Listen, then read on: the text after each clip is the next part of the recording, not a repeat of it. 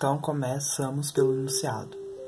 A composição Parnaso, obra do artista clássico Andrea Mantegna, representa uma cena mitológica onde se encontra a execução de valores greco-latinos, como a harmonia e o equilíbrio. A partir disso, é impossível inferir que a obra...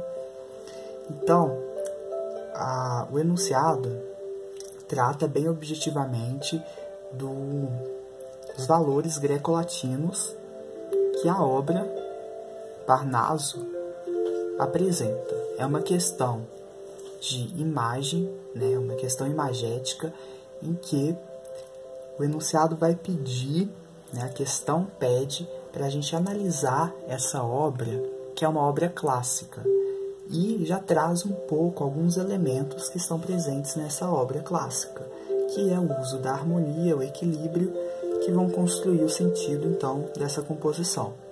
Muito bem. Quando a gente pensa nas obras clássicas, a gente já tem que ter ideia desse movimento, que é o Renascimento. E o Renascimento, os artistas do Renascimento, querem expressar a harmonia e o equilíbrio. Mas mais do que isso, como conseguir? Eles retomam a mitologia clássica. Quando eu falo de mitologia clássica, eu me refiro à mitologia greco-romana. Olha só, o que eu tenho na imagem? Eu tenho os deuses. Isso é um conhecimento que quanto mais eu tiver, conhecimento de mundo, melhor, né? Eu tenho os deuses, Vênus, Marte, aqui no centro, em cima. Eu tenho as ninfas, que fazem um ritual, uma dança. Eu tenho do lado Pégaso, com o deus Marte.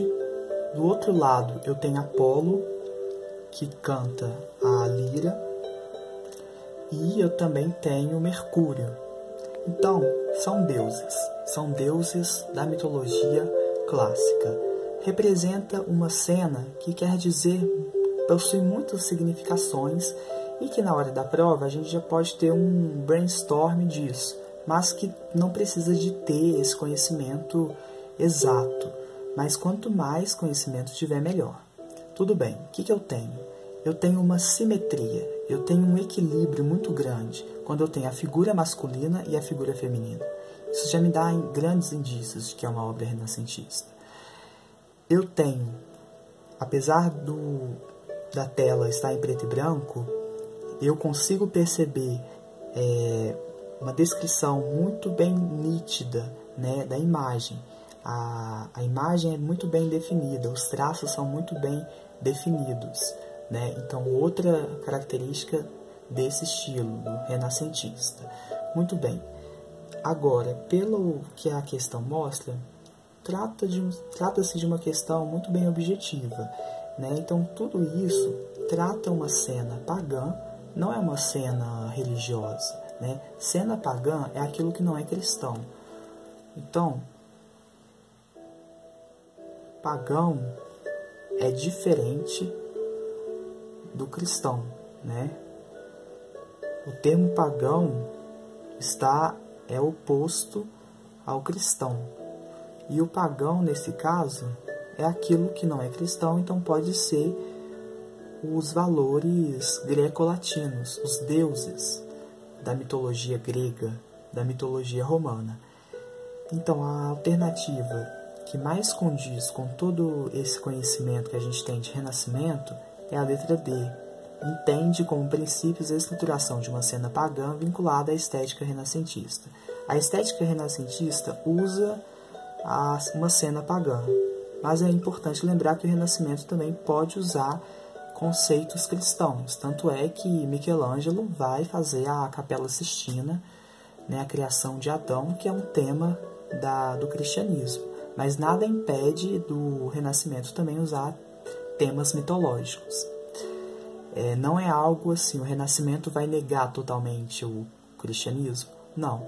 Mas o que responde ao enunciado é a estruturação, sim, de uma cena pagã, porque isso daqui não representa nada dos deuses do cristianismo, muito pelo contrário, e está vinculado, sim, a estética renascentista. Então, letra D, o gabarito. Letra A. Cumpre um papel moralizante de ensinamento da fé cristã no contexto da Contra-Reforma. Qual o movimento que faz isso? É o Barroco. O Barroco tem essa ideia, né? Estava perdendo muitos fiéis, então eles vão querer ter um papel moralizante no contexto da Contra-Reforma. Não é o que acontece no Renascimento. Empreende a doutrina cientificista, uma vez que nesse contexto surge o racionalismo. Não surge o racionalismo. O racionalismo já existia desde a Grécia. Então não é agora que vai surgir o racionalismo. É só uma retomada, mas não o surgimento. Transmite valores paradoxais entre feminino e masculino, representados na obra por Vênus e Marte. Não são valores paradoxais, são valores complementares. Tanto é que o feminino e o masculino estão em igualdade. Então não é paradoxal, é complementar. Letra E. Constitui uma alusão à arte teatral, já que se trata de uma representação cênica sobre tela. Não, essa alternativa ela é um distrator muito grande e muito incoerente com tudo que a gente tem de conhecimento sobre o Renascimento. Então também não pode ser.